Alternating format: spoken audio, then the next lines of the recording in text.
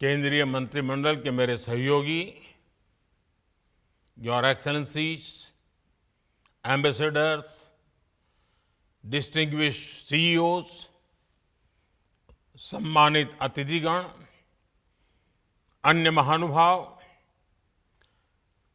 देवी और सज्जनों,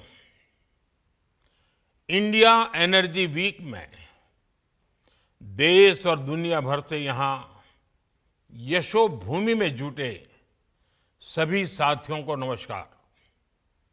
आप सभी सिर्फ एनर्जी वीक का हिस्सा भर नहीं है, आप भारत की एनर्जी एम्बिशंस का महत्वपूर्ण हिस्सा है।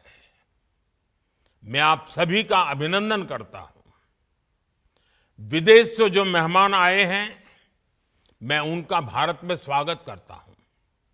साथियों, दुनिया का हर एक्सपर्ट आज कह रहा है कि 21st सेंचुरी भारत की सेंचुरी है।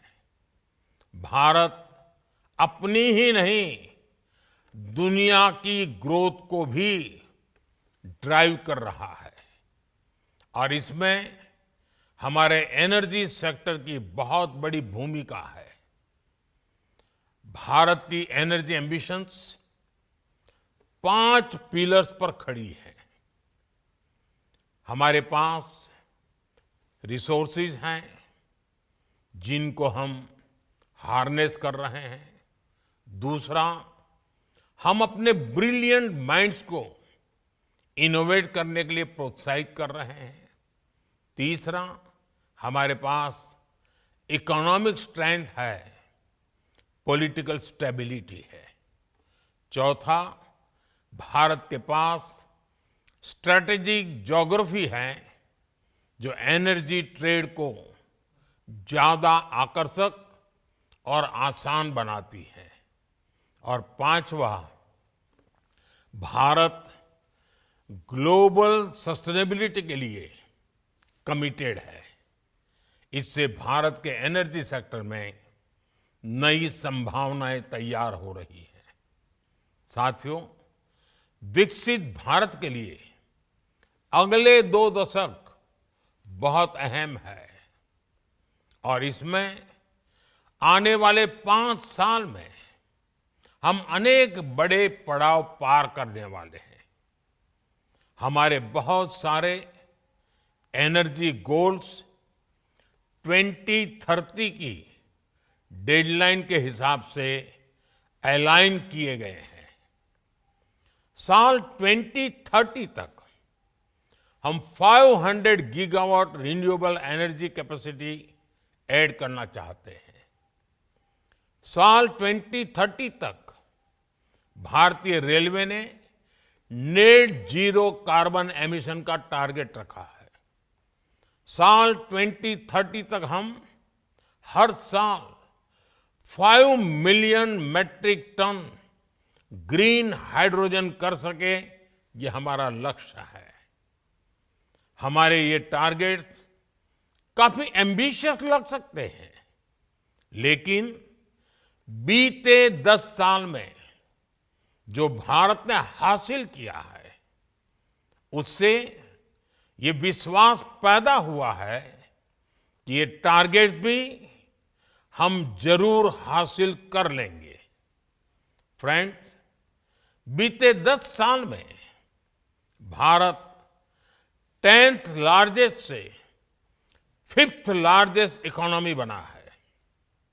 बीते 10 वर्षों में हमने अपनी सोलर एनर्जी जनरेशन कैपेसिटी को 32 टाइम्स बढ़ाया है। आज भारत दुनिया का तीसरा सबसे बड़ा सोलर पावर जनरेटिंग नेशन है। हमारी non fossil fuel energy capacity 3 गुना बढ़ी है।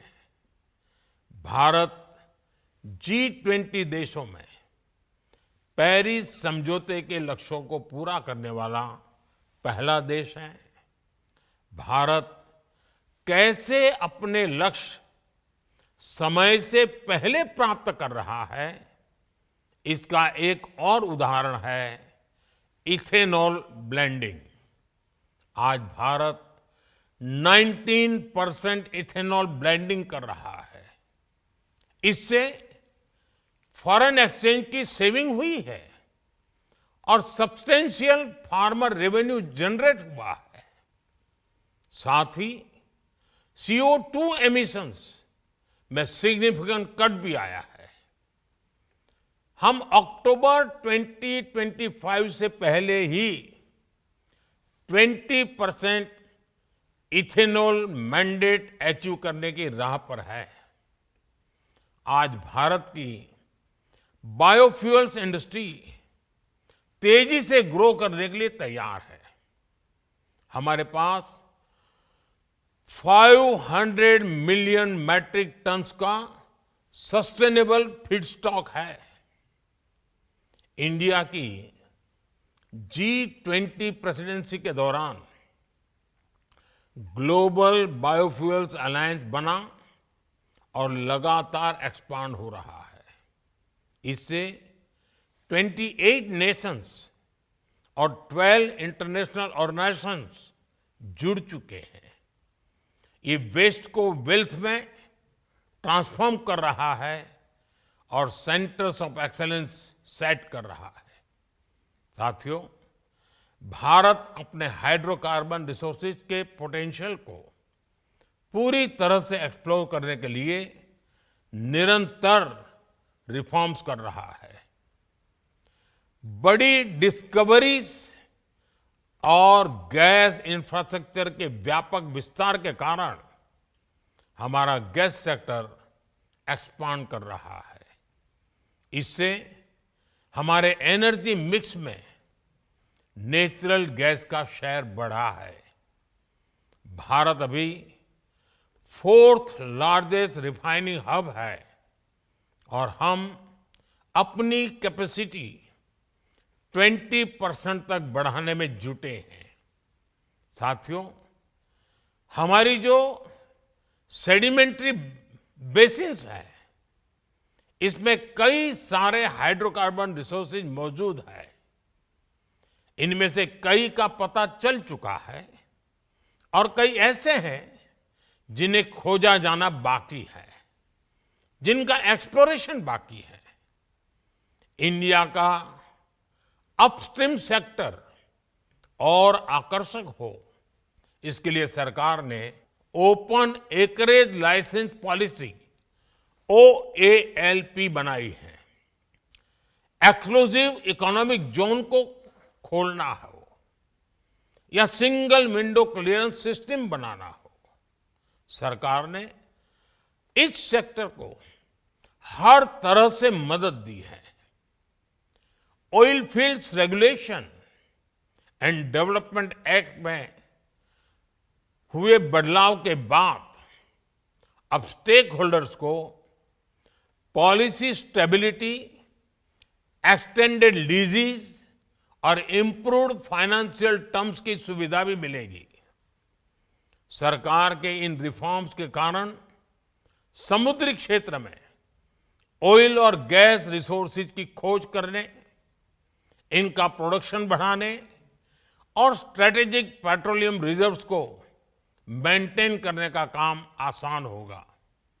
साथियों, भारत में कई डिस्कवरीज और बढ़ते पाइपलाइन इंफ्रास्ट्रक्चर के कारण नेचुरल गैस की सप्लाई बढ़ रही है और इसी कारण आने वाले समय में नेचुरल गैस का उपयोग भी बढ़ने वाला है।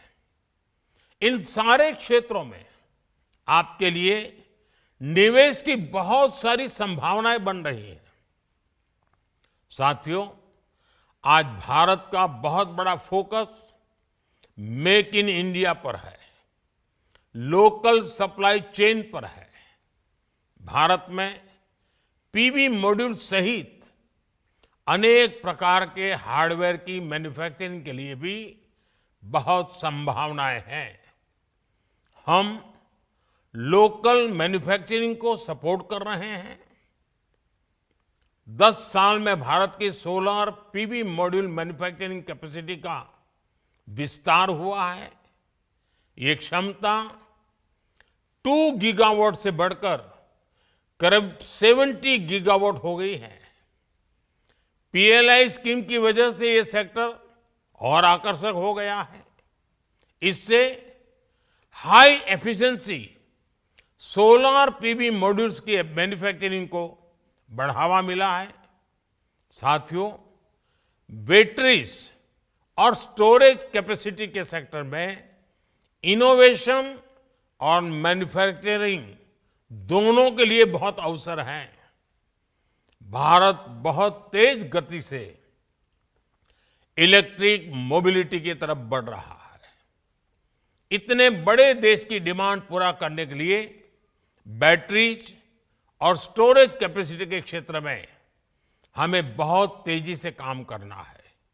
इसलिए इस वर्ष के बजट में भी हमने ग्रीन एनर्जी को सपोर्ट करने की संबंधित अनेक घोषणाएं की है।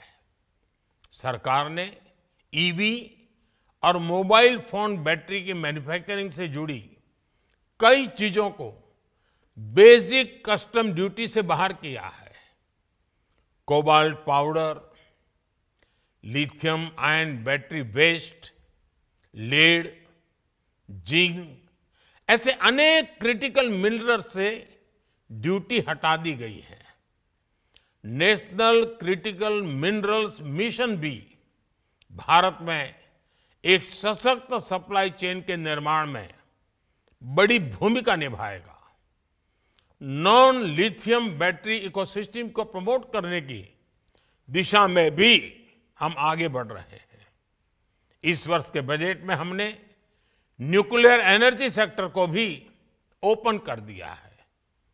एनर्जी में हो रहा हर इन्वेस्टमेंट नौजवानों के लिए नई जॉब्स क्रिएट कर रहा है, ग्रीन जॉब्स के अवसर बना रहा है।